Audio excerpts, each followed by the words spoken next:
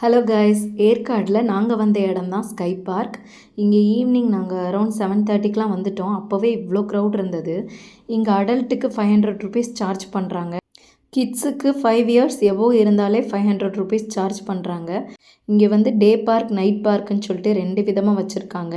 டே park போனீங்க அப்படின்னா full and full உங்களுக்கு அட்வென்ச்சரஸ் கேம்ஸாக தான் இருக்கும். அடல்ட் யூஸ் பண்ணுற மாதிரி தான் இருக்கும். நைட் பார்க் வந்தீங்க அப்படின்னா full and full kids enjoy பண்ணுற மாதிரி தான் இருக்கும். இங்கே நீங்கள் வந்தீங்கன்னா கண்டிப்பாக டிசப்பாயின்மெண்ட்டே ஆக மாட்டீங்க. மேக்ஸிமம் எல்லா ஹில் ஸ்டேஷன்ஸ்லையுமே ஈவினிங் 6 o'clock மேலே எங்கேயுமே எக்ஸ்ப்ளோர் பண்ண முடியாது. ரெசார்ட்டில் தான் ஸ்டே பண்ணுற மாதிரி இருக்கும்.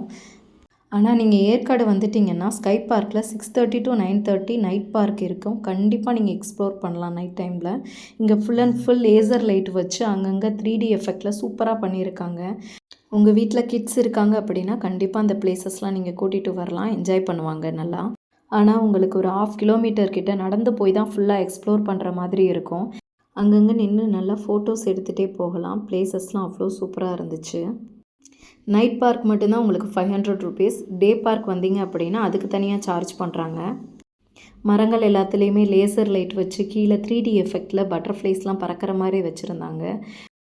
உள்ளக்க கொஞ்சம் தூரம் போனோம் அப்படின்னா மரங்கள் மேலே லேசர் லைட் வச்சு ஒரு ஷோ பண்ணியிருந்தாங்க. அது கிட்ஸுக்கு ரொம்ப பிடிச்சிருந்தது. இந்த மரத்தை பார்க்குறதுக்கு அவ்வளோ பிரமிப்பாக இருந்துச்சு. 101 விலங்குகளோட அந்த உருவங்களை அப்படியே செதுக்கி வச்சுருந்தாங்க.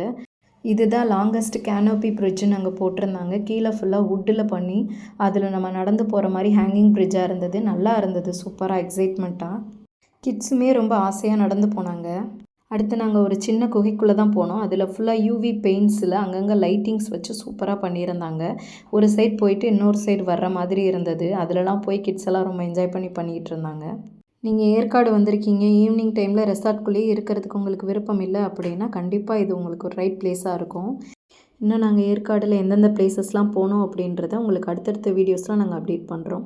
தேங்க்ஸ் ஃபார் வாட்சிங்.